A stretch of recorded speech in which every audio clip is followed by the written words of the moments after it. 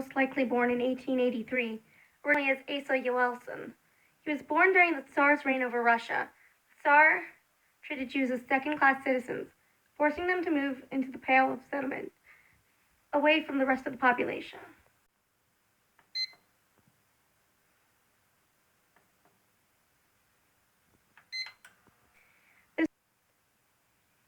This was a similar situation that my great-grandparents were in when they were residing in Hungary.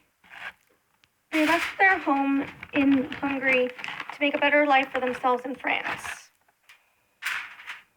That ended poorly, but at least they made it out of the Second World War alive.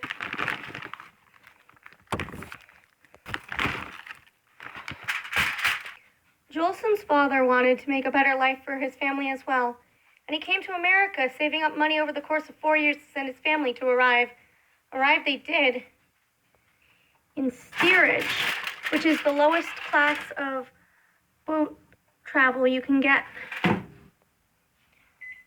Just months after, Jolson's mother died. This left his father to take care of the family, who had practically become strangers in his absence. With his father's expectations on his children, Alan and his brothers rebelled against their father's wishes to become cantors. Despite all of this change in major cultural whiplash,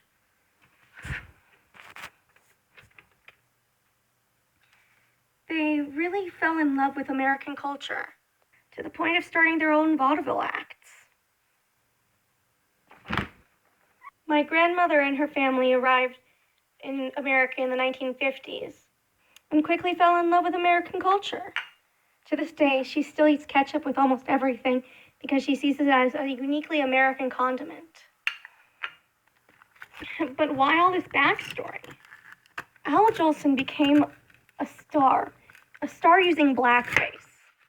I don't need to tell you how it's now considered one of the most offensive things to do if you're not black. You're smart people. What he did was a terrible thing to do, pushing back the civil rights movement by decades. He knew he knew better. He should have known better. Why should he have known better? Let me explain. He knew what it was like to be othered by a majority. He lived through that in the days of the Tsar, and now, here in the U.S., he of all people should have had the knowledge and understanding of not only the struggles of the people around him, but also from a lens of the Jewish law. Treating people the way that you want to be treated is the first and foremost rule of being a Jew. He saw a culture and a people that he was very far removed from, as he did not experience the Civil War or understand the lives and experiences of black people around him. He profited off racial stereotypes and ultimately became a star of it because of it.